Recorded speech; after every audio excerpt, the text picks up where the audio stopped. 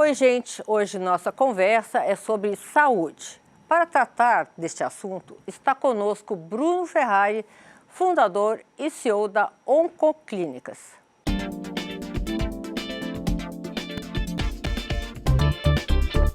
Médico e empresário, ele fundou um dos maiores grupos do mundo especializados em oncologia. Em 2021, na estreia da B3, a empresa movimentou 2,7 bilhões de reais.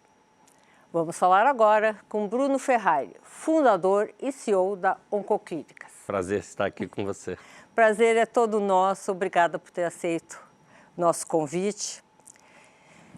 Uma pergunta inicial. Por que especialização em câncer? O que foi que te atraiu de fazer uma clínica nesse sentido? Nós aqui temos que dar um passo para trás, que é até uma coisa importante, um alerta importante, que você imagina que há 25 anos atrás, oncologia era uma especialidade incipiente, começando, você tinha poucos tratamentos para câncer, 20 drogas, 25 drogas aprovadas no Brasil para você tratar todos os tipos de tumores. Então, não era eu só conhecia a oncologia quando eu já tinha formado em medicina, já estava fazendo uma especialização em tratamento para câncer de mama, em cirurgia de câncer de mama. E quando a gente vê a oncologia, um monte de pesquisa começando, novos tratamentos chegando, e tratamentos que impactavam verdadeiramente as vidas dos nossos pacientes, é aquela história, escolher adequadamente, conhecer melhor a doença, e se você fizer isso, essa paciente, especificamente no meu caso do câncer de mama, tem maiores chances de sobreviver do que aquela que não foi adequadamente tratada. Isso me levou não só a escolher oncologia, como também ir para fora do Brasil, me especializar no tratamento da doença. E obviamente que isso foi uma das coisas que mais me impactou, que essa experiência lá fora me mostrou que existia uma diferença muito grande de como o paciente oncológico era visto e tratado no Brasil e de como ele era tratado lá fora. Era a especialização. O médico lá fora, há 25 anos atrás, que tratava câncer... Já era especializadíssimo. Já era especializado. O MD Anderson, onde eu fui, em Houston, quem tratava câncer de mama, porque tinha muita informação chegando. E essas informações... Muito rápido, né? Rápido e tinham que ser digeridas. Olha. Agora, como é que funciona a Oncoclínicas? Como é que ela funciona? Bom, a gente começa com uma clínica em Belo Horizonte, com 6 médicos, 10 cadeiras. Há 25 anos atrás? Há 13 anos atrás. 13? Eu fui para Houston, voltei, montei um serviço de oncologia no hospital em Belo Horizonte, um hospital importante, o Mater Dei. A gente ali começa a primeira fase, que é trazer aquela medicina, aquela oncologia de alta qualidade para o paciente no Brasil. Há 13 anos a gente tem a oportunidade de criar o modelo Oncoclínicas. E como é que funciona? Vamos dizer, eu estou me sentindo mal, sou diagnosticada com câncer. Eu procuro a Oncoclínicas. Você pode nos procurar, que é uma porta importante de entrada dos nossos pacientes, nos procuram pela nossa reputação, sabem que a gente é um grupo que só faz oncologia, que é focado em oncologia, tem parcerias internacionais, oferece aquilo que é importante para o paciente e algo mais, que são a possibilidade de participar, né, em ensaios clínicos com drogas ainda não aprovadas no país, ou você vai ser referenciada por um médico que nos conhece, que se relaciona com a gente. Você imagina que a gente sai de 6 médicos para 2.700 médicos. 2.700? Em 13 anos. Mais de 2.700 médicos, mas 2.700 médicos que dedicam todos os seus dias ao trabalho na Oncoclínicas. Cirurgiões, patologistas, cardio-oncologistas, oncologistas, oncohematologistas, geneticistas. Então, essa gama de médicos trabalhando juntos, né? E então, você cria um ambiente assistencial e um ambiente acadêmico-científico na qual a gente consegue não só facilitar a vida do médico e do paciente, criando uma jornada rápida, isso é importante, né? Do momento que o paciente sente alguma coisa, ao momento que ele inicia o seu tratamento definitivo, esse período pode ser definitivo entre você curar e não curar um paciente. Existe um tipo de câncer, e vou exemplificar, de câncer de mama, chamado triplo negativo. Há 15 anos atrás a gente nem sabia o que era isso. Eu não sei até hoje. Os estudos celulares, e muitos médicos não sabem. Então, o oncologista vai saber. O oncologista no Brasil é muito bem treinado.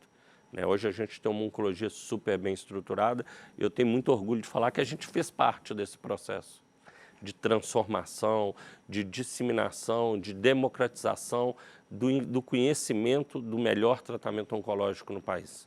Então, Bruno, existem muitas críticas à multiplicação de universidades no Brasil, nesse sentido.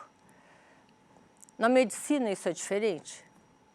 É a mesma coisa. Eu acho que eu não vou te entrar na polêmica se a gente tem que ter mais ou menos cursos de medicina.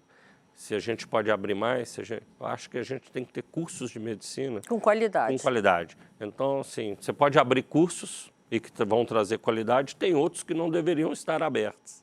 Então, você entende, é um balanço disso, mas o mais importante é a qualidade que você está tirando, porque assim, eu não sabia oncologia, eu não sabia medicina, eu fui para a faculdade, aprendi, estagiei nos hospitais, fui para fora do país, aprendi a fazer oncologia, você aprende todo dia, porque muito do que a gente aprende é no dia a dia com os nossos próprios pacientes, são nas discussões interativas que você tem com outros especialistas.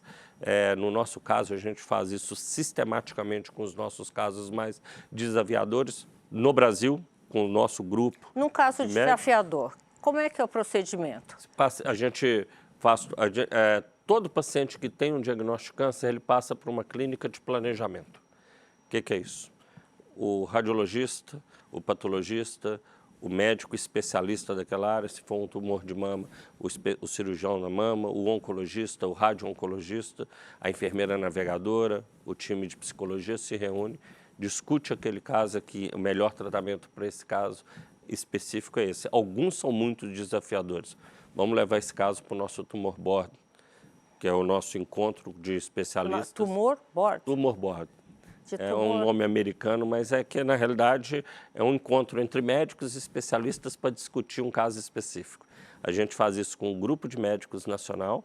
Então, aqui tem oportunidade, no grupo de mama nosso, nós temos 120 médicos.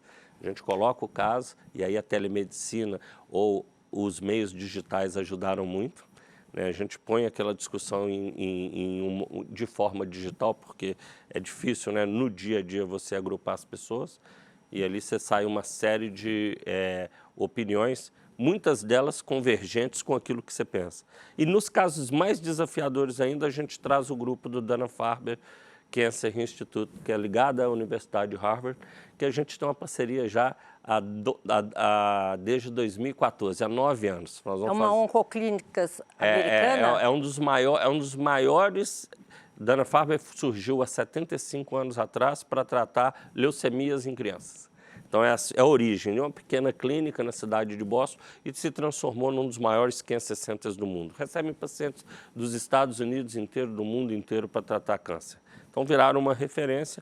Em 2014, a gente começou uma parceria com eles, acadêmico-científica. Treinamento, discussão de casos, médicos indo para os Estados Unidos. Hoje, na atualidade, o que acontece? Daqui a algumas semanas, nós vamos ter o primeiro Cancer Center em colaboração com o Dana-Farber no Brasil. Ah, que interessante. É a primeira vez que o Dana-Farber sai dos Estados Unidos numa parceria. Primeira vez? Primeira vez, na história do Dana-Farber em 75 anos. Eles fizeram uma análise do grupo. Nós estamos trabalhando junto há 9 anos. Eles falaram assim, aqui a gente consegue fazer um programa de colaboração que garanta agilidade e segurança para o paciente, que garanta, do ponto de vista reputacional, que não há risco, e mais importante ainda, que a gente possa colaborar verdadeiramente. Vocês contribuírem com conhecimento e com seus casos, nós contribuímos com o nosso conhecimento e nossos casos, até chegar um momento que a gente vai conseguir dividir esse tipo de informação e ajudar no desenvolvimento e no melhor tratamento da doença. Bruno, fala-se muito que o Brasil é realmente bom na área de medicina, nos procedimentos. Isso é uma verdade? É uma verdade absoluta, é sim. A medicina brasileira é uma medicina muito avançada. Em algumas áreas existiram gaps e, obviamente, que isso, a informação, a velocidade com que a informação chega foi crucial. Você não precisa mais ir para fora, mesmo que você tenha possibilidades, convênio, etc. e tal. Na grande maioria dos casos é absolutamente desnecessário. E hoje, com esses programas, né, com essas parcerias que você faz internacional, o paciente, nós temos 136 unidades, algumas unidades no Nordeste, no interior, em cidades do interior. Aquele paciente consegue pegar uma opinião do médico em Boston sem sair da sua casa. Então, a gente pega aquele caso desafiador, consegue discutir com os médicos do nosso grupo, consegue discutir com o médico lá fora e sabe o que acontece? Na maioria dos casos, há uma convergência de conduta. É exatamente o que nós faríamos aqui. Então, você evita isso. E assim, quantos casos a gente discute hoje por semana? 10, 12 casos. Quantos casos a gente trata por mês? Quantos pacientes vão tratar esse ano dentro do grupo? 160 mil pacientes. Ou seja, cada vez mais a gente vai diminuindo. Uma convergência. Um caso específico, uma situação super especial, que você tem um super especialista que viu a maior parte desses casos, talvez valha uma discussão ou um encaminhamento. Fora isso, nós estamos muito bem servidos. Me corrija se eu estiver errada. O câncer, na realidade, é uma célula que enlouquece, se multiplica, né? E toma seu corpo. É mais ou menos isso? De um modo geral, assim, está bem explicado. De um modo geral, é isso mesmo. Mas começa com uma célula, essa alteração, ela sofre um dano genético. Que ninguém sabe. Esse dano é estável o suficiente para que essa célula continue a se multiplicar. Então, ela começa em determinado órgão, em determinada região do corpo, e ela tem um potencial grande, né? O câncer tem um potencial grande de sair daquele tecido e invadir outros tecidos, seja pela corrente sanguínea, pelo sistema linfático, por contiguidade, invadindo através do crescimento, porque como você disse, ela tem um crescimento frenético e precisa se alimentar, então ela precisa invadir outras regiões para que ela consiga crescer. Então, esse é o aspecto. Mas o aspecto bom a despeito da incidência estar subindo, está aumentando, a gente também está melhorando no tratamento. E aqui a gente tem que trabalhar em duas frentes. Prevenção, onde dá para prevenir. Tem prevenção? Tem prevenção. Essa célula enlouquecida, ninguém pode prevenir ela de se multiplicar enlouquecidamente. Você consegue detectá-la? A célula hoje ainda não. Tá. Mas se você imaginar que para essa célula ficar enlouquecida, ela tem que ter uma lesão genética que você pode ter dado ou não, e algum fator influenciando ela diretamente, álcool, sol para o câncer de pele. Então, você vai lesando aquela célula até uma hora que ela sofre uma mutação e começa a se multiplicar. Bruno, agora me explica uma coisa. Vamos falar de logística e estratégia. Como é que a Oncoclínicas se distribui pelo país? Você está só no Brasil, está fora? Como é que é isso? Então, a estratégia, desde o início, era fazer uma consolidação no mercado de oncologia brasileiro.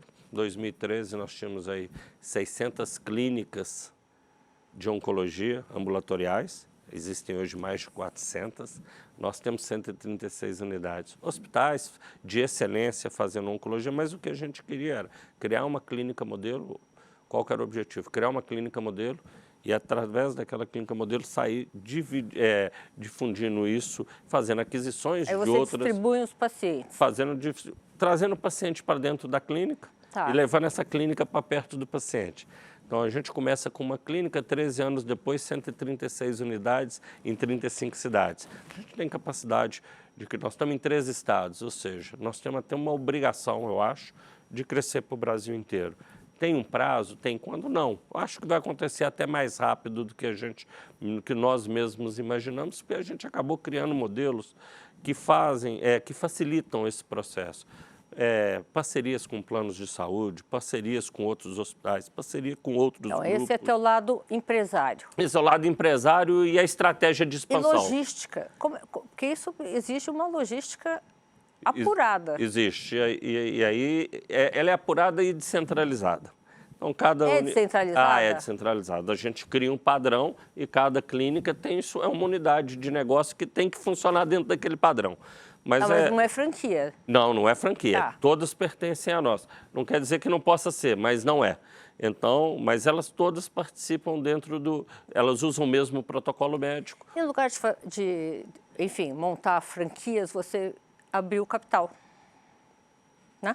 Não, de novo, você vai levando a companhia e ela tem que ter a capacidade de se transformando ou de mudando de direção de acordo com as oportunidades. Nós ainda temos muitas oportunidades de aquisição no Brasil, de clínicas relevantes, de parcerias relevantes. Então, você tem um foco, você me fala do Brasil e América Latina, o foco hoje é Brasil. A gente já está na América Latina quando a gente fala de medicina genômica. Nós temos um laboratório de medicina genômica no Brasil que não deixa nada a desejar a nenhum laboratório de medicina do mundo. E mais, uma parceria, não é uma parceria, uma sociedade com uma empresa de inteligência artificial em Boston. A gente faz todo o mapeamento genômico do tumor aqui e manda informação para essa empresa nossa em Boston, que é uma parceria entre nós e o MGH, um hospital importante em Boston. Nós somos donos de 90% dessa companhia, eles 10%, mas a gente manda essa informação e eles mandam para a gente, através de um algoritmo proprietário, como é que aquela informação se traduz numa informação de relevância clínica. O que aquelas alterações, aquelas alterações em conjuntos, como é que a gente pode abordar ou individualizar o tratamento do nosso paciente aqui. Então, quer dizer, a gente já saiu do Brasil. Muito interessante. Bruno, inteligência artificial, medicina, como é que combina as duas coisas? Vão andar juntos.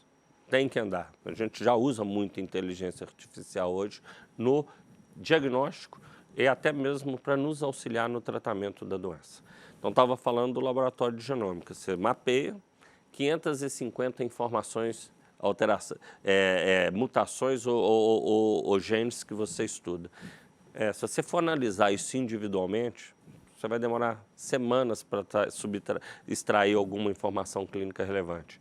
Através da inteligência artificial, a criação de algoritmos que o computador te ajuda, você consegue fazer uma análise sistemática e um diagnóstico em segundos.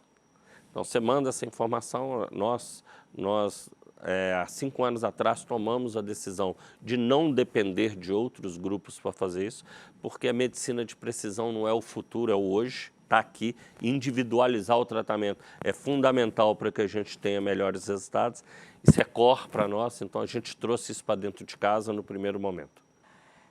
Você, olhando assim de fora, como é que a parceria público-privada poderia ser ampliada? Eu acho que é fundamental. Você imagina que parcerias público-privadas existem desde 2003. São pouquíssimas. São poucas que eu conheço. São pouquíssimas, então, mas a gente, assim... Mas é um custo. Não, mas... Assim, conseguir fazer isso, montar legalmente... Sistematizar, sair de um programa, sair de um projeto e virar um programa, não é fácil, até porque, muitas vezes, público-privado, você já está combinando entes que trabalham de uma maneira, diferente. De um modo completamente diferente. Então, mas na medicina, eu acho que a Covid ensinou isso a gente demais. A gente viu que era possível, viu que foi possível. E vou dizer mais, não foi o Brasil que descobriu que investir em saúde era importante. O mundo. Nós estamos falando de sistemas de países ricos com sistemas de saúde muito bem montados. Alemanha, Itália, Grã-Bretanha, Estados Unidos. Não que seja o grande modelo, mas assim, é um país que investe muito em saúde. Né? Nós, ano passado, tivemos um gasto na medicina privada de 70 bilhões de reais em oncologia. Os Estados Unidos teve um gasto de 550 bilhões de dólares. Investir em saúde é importante. Esse é um legado da pandemia.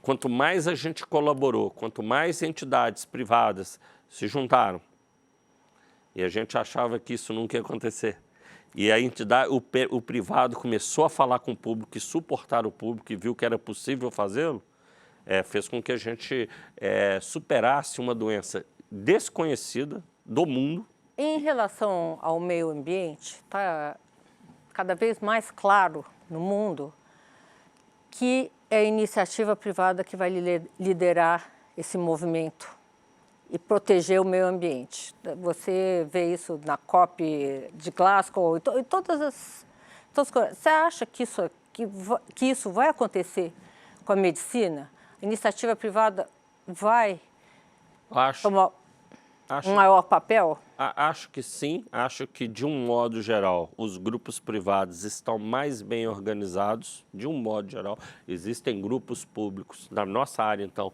absolutamente organizados. Mas assim, de um modo geral, e aqui nós estamos falando em termos de país, eu acho que a iniciativa ela está mais organizada, ela tem mais capacidade, inclusive, de investimento nisso, porque, obviamente, ela é suportada por um sistema privado por trás dela que nos remunera, mas, assim, de um modo geral, o que eu enxergo para um futuro próximo é a convergência dessas expertises do mundo privado, do mundo empresarial executivo, dentro das instituições acadêmico-científicas, dentro das instituições filantrópicas e ajudando com que a gente melhore a qualidade assistencial. Mas aqui tem uma coisa que ainda vai continuar sendo o grande diferencial, voltar para a base. É fazer o diagnóstico precoce. Você não cansa, você vê, né? a Oncoclínicas daqui 5, 10 anos? A gente enxerga Oncoclínicas com a presença nacional, a gente enxerga um grupo enorme de médicos, nossos e não médicos. Nós temos um programa de treinamento de educação médica continuada, que não é só para os nossos médicos, está aberto para todos os médicos do Brasil. Acho que Não é só para quem trabalha ano com passado vocês. a gente impactou 40 mil médicos diretamente. Nós temos a obrigação de fazer isso. Como é que você define a Oncoclínicas em termos de atração de pessoas para trabalhar? Você tem 2.700 médicos que preferiram trabalhar na Oncoclínicas, montando um grupo, aderindo à cultura da Oncoclínicas, do que, sei lá, se espalhar pelo Brasil, ter uma clínica com mais 2 ou não. Qual o maior polo de atração que você imagina? Nós temos 2.700 médicos, mas temos mais quase 5.000 colaboradores na assistência, que a gente gosta muito de valorizar, que são nossos enfermeiros, farmacêuticos, as pessoas que, por exemplo, durante a pandemia, não deixaram de estar ali na linha de frente, serviços gerais. Então, a gente tem que dar uma importância. Nossa, então são 7.000 e poucos colaboradores, quase 8.000. Não, nós temos mais de 8.000, mas quando você pega na assistência, juntando com os nossos médicos, a gente tem ali 7.000 pessoas que estão na linha de frente da doença. Então, esse é o primeiro aspecto. Em 2015, a gente conseguiu colocar dentro da Oncoclínicas um programa de carreira médica. Tá. Criado pelos médicos, com os médicos, para os médicos. Eu estou falando de medicina protocolizada. Poxa, médico não gosta de fazer as coisas que estão, de um modo geral, né? Eles gostam de fazer do jeito dele. Não. O médico que participa, nós somos um grupo que os médicos escreveram os protocolos. Eles discutiram entre eles o que deveria ser feito para aquele determinado tipo de paciente. E se algum médico discordar, ele discorda com quem? Com os médicos, ele não discorda com os executivos. Eu, por exemplo, eu sou um executivo, mas sou médico, mas eu não participo dessa discussão. E ninguém da área executiva, econômica e financeira participa disso. A discussão é entre eles. Então fica muito mais fácil. Bruno, nós estamos aqui terminando o programa, mas antes eu gostaria que você deixasse uma mensagem para alguém que está nos assistindo e sonha também com algo como você sonhou e se tornou realidade.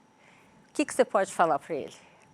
É possível, e se você resolver fazer, faça com dedicação, com foco, faça com propósito. Nós temos uma missão que é vencer o câncer, mas nós temos um propósito dentro dessa companhia, que é tratar nossos pacientes como se fôssemos nós mesmos. Então, nós fizemos aí 42 aquisições nos últimos meses, nos últimos anos de Plog, a maior parte concentrada aí nos últimos 4 anos. Tivemos a capacidade de trazer um dos maiores bancos de investimento do mundo para ser nosso sócio lá atrás. Qual é a visão, Bruno? A visão é fazer um grande grupo de oncologia que tenha uma abrangência nacional e que a gente possa trazer essa medicina, essa oncologia de alta qualidade para o Brasil inteiro. E depois do IPO, a capacidade de você vender isso para diversos, né, centenas de investidores, até milhares, porque tem investidores que acreditam nesse propósito, acreditam que isso vai acontecer e vai funcionar.